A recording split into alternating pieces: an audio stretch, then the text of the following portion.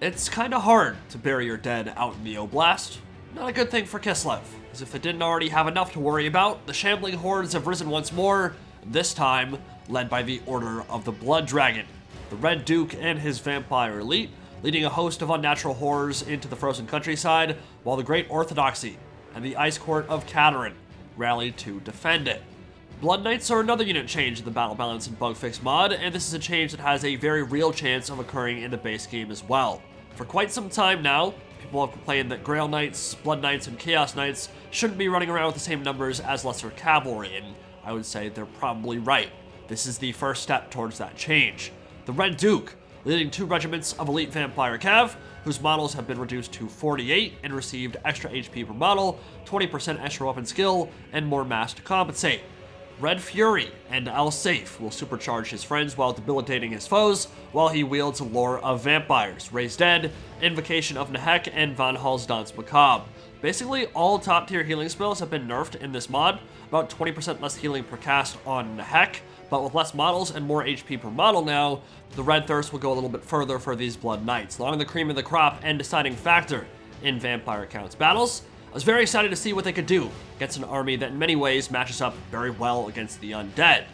26 bonus versus large is the same as vanilla, I do believe, but you may have noticed Red Fury is a stronger steroid, doubled in power from 25% AP to 50%, so expect big time killing power from these Crimson Cheek Clappers when they crash home. As for the rest of the army, 3 Crypt Horrors, 2 Corpse Cards with Unholy Lodestones, a unit of Graveguard Great Weapons, and a horde of zombies and skeletons as one might expect. Across the frozen plain comes the Supreme Patriarch Kostaltyn, fully kitted out with the Blessings of Daz, Tor, and Saliak, Urson's Ward, and Blaze of Devotion. To regen and imbue fire damage, he is a legit threat to Blood Knights and to the Red Duke if they aren't supporting each other well, and he will himself be supported by an Ice Witch, Maiden's Kiss, and Death Frost as her spells, atop a straight pimpin' Warbear. The Ice Court could definitely use some unique mounts of their own, but I do love me some bears, dude. They make me Berenstain my pants. Daz's Hearthblades, auto-include versus Undead, flaming damage real nice, great stats real nice, bunch of armored Kossars, and 3 units of Ice Guard patrolling the rear. As Odium Zyphos has already demonstrated the last time we tried vampire counts versus Kislev, Ice Guard are an incredible tool in this matchup. They can snipe Mortis and Corpse Carts and Crypt Horrors and Blood Knights and everything in between. They can easily clear chaff with their dual swords, and they're unbreakable for 20 seconds when things start getting bad, as is the rest of the Kislev roster. Just an all-around powerful and effective Swiss Army knife that can deal with a wide array of different threats. So at the start of the match, the political intrigue of Kislev's courts will be put aside. Kostaltyn and Frostmaiden working together in the vanguard, set up some smooches for the caster, and Frostmaiden's Kiss is a really good spell versus Undead. It wrecks low armor units and will take skeletons down past half HP. They'll nuzzle up next to the Lodestone to get some of that juicy regen, stabilize their leadership a bit. Kislev wasting no time in bringing the Walking Dead to blows, neither are the vampire counts, all across the line, charging into each other, zombies and spooky scary slamming into that elite front line of Gospodar nobility. Zargar with shields anchoring each flank, Hearthblades in the center, carving steaming gobs of flesh out of their opponents with every swing of those scimitars. I don't know, what would you call that weapon that the Zargar with Great Weapons use? That looks like just a gigantic scimitar to me. Maybe that's the right terminology. Maybe someone else has a better word for it. Either way, it's great for bisecting zombies, and this is one of the most elite infantry regiments in all of Warhammer 3. They can take on the Chosen and the Dark Gods and win. This is a nice afternoon stroll for them. Crypt Horrors are that confounding variable though. So much better in Immortal Empires than they were for most of Game 2's life cycle. They can be relied upon to make life difficult against a wide array of factions. But if you need a unit to hold and not give an inch of ground, Zargar are the right unit for the job. Blood Knights are probing at Kislev's right flank. A bunch of the Ice Guard have turned to begin firing at them. The Red Duke can summon yet more bodies to his cause, and this is where so many other range units would struggle to get zombies off their ass. Ice Guard can buzzsaw through them in like 15 seconds flat. Now, Red Duke has activated Foe Seeker to get away from the Ice Witch and from Kostaltyn. Could have been a dangerous duel for him. Doesn't have a lot of base AP, but he can of course supplement that with his Red Fury, but he'd rather use that for his Blood Knights and use Alsafe for the duels.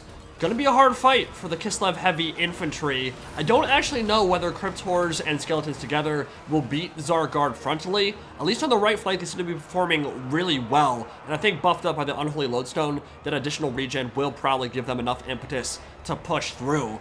It just may not be that quick.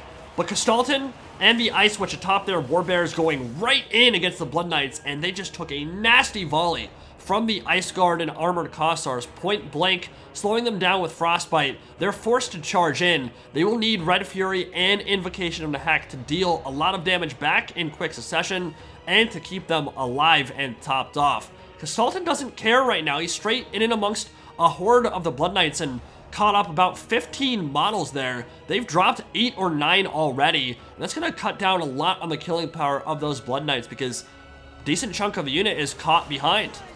And this is the danger that Ice Guard pose in this matchup. They force awkward engagements from monsters and elite cav, particularly the Halberd variant, but true enough for the dual swords as well. They aren't very easy to kill in melee, but you sometimes need to take ugly, painful fights just to get them to stop shooting.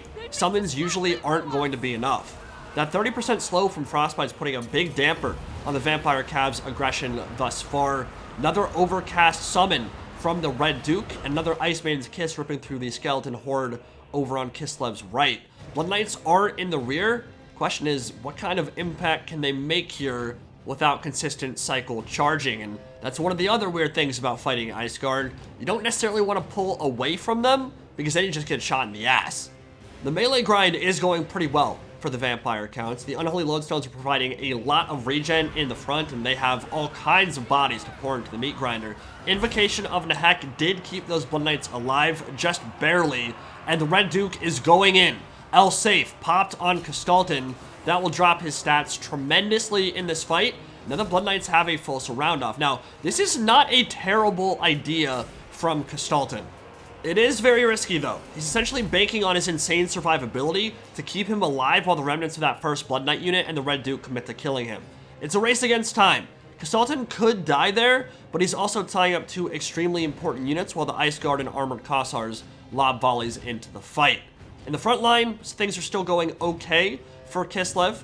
Daz's Hearth Blades will be overwhelmed soon, but there's another full HP unit of Tzar Guard plugging the gap, and all the Ice Guard are still healthy.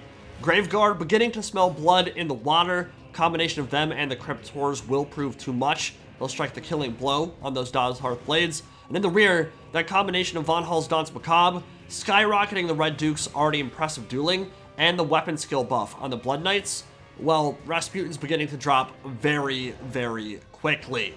And he literally has 0 melee defense from Safe, which is a uniquely powerful dueling hex. So, again, race against time here. Warbear Rider charging in. Ice Maiden coming in to reinforce. By Our Blood has procced for Kostaltyn, and he is getting burst down so fast here. You never see this on Kostaltyn. He's going to have 2 sources of healing here. All kinds of buffs activated to try to keep him alive. Salyak's Lullaby and Ursun's Ward. And it's not going to be enough here. He has 32 health, and a final blow from Safe will bring him down. And Kostaltyn died. It was a gamble what Kislev tried to do there. They could not get enough focus fire in on those remaining Blood Knights to finish them off for good, because some of the Vampire Counts units had bust through in the middle. And over again, when we have seen Kostaltyn in battle replays on this channel and elsewhere, he'll get down to like 200, 300, 500, 800 HP, and he will come back and regen through it, and he will be fine. But the Red Duke is such a good duelist, and the Blood Knights hit so damn hard, he was brought low. And that is a big loss for the armies of Kislev. Blood Knights barely got out of that with their lives, though. Both units were torn to shreds by the AP volleys from these Ice Guard. One unit have broken and are close to shattering, but the other 2 are still firing in and causing all kinds of carnage. And point-blank volleys into the Crypt Horrors and into the escaping Blood Knights, racking up all kinds of damage. The Red Duke and his elite cav are going to take a nice little afternoon siesta in the forest for now, out of the range of these brutal Ice Guard who are trying to escape from the Crypt Horror and Graveguard swarm coming their way. Corpse Carts are providing so much regen for this army right now. The Vampire Counts are looking pretty strong here. 2 of the Crypt Horrors are almost full HP, and they will have support from those Unholy Lodestones. But if the Blood Knights can't get back in the fight anytime soon, Kislev might be able to stabilize. They still have leadership buffs from their hero. They still have casting from her as well. So they're waiting for an invocation of Nehek, an overcast that will hit both the Lord and the 2 units of cavalry. Believe they're at 9 or 10 winds of magic right now. They need 12 for an overcast, and they don't have a big winds of magic pool remaining at this point. So there it is. That is the overcast upgraded. Not going to heal as much as it does in vanilla, though. Maybe will be enough to get them into a dangerous position to charge in to the rear, shut down more of these skirmishers, more of these Ice Guard and armored Kossars. Here they come. Those kisses from the Ice Maiden have been real nice up to this point. Done a lot of damage to the Grave Guard and to the skeletons. Here comes that uphill charge into the armored Kossars. We will hold the line admirably well here. Not even take a whole lot of damage. They braced. They were ready for that charge. Ice Guard were firing into the rear. Blood Knights don't like that. They're going to pinball off into a big-time cycle charge. And the Red Duke says, "You have elected the way of pain."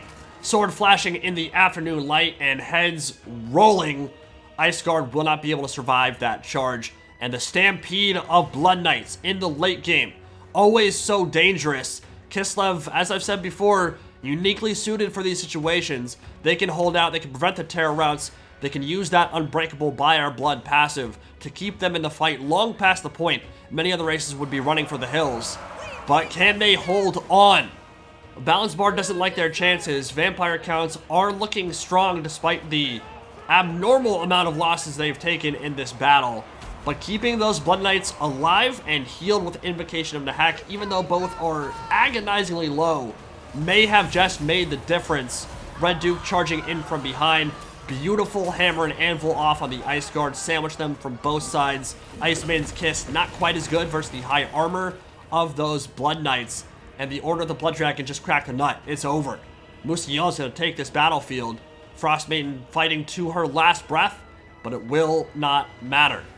Well, I'm sure her gods are smiling down upon her. She honestly put in all kinds of work this game. What was most impressive to me was the fact that she killed 6 or 7 Blood Knights in melee. You don't see that every day. That was really, really impressive. But yeah, the Red Duke and his Blood Knights were the MVPs this game. Crypt Horrors were great. You expect that from them at this point, especially if they have a modicum of infantry support. They're going to perform awesome. But 2,300 damage value on one. Red Duke got 1,500, and most of that was against Kostaltyn, who took a big gamble, but I think it was honestly a decent call. Unfortunately, there just weren't enough free Ice Guard to fire in, and like 1 or 2 more volleys would have finished off those Blood Knights and maybe opened up the battlefield, prevented a lot of pressure from hitting them in the rear in those late game situations. If you replace the Red Duke with pretty much any other Vampire Count's Lord, I think Kostaltyn probably survives there.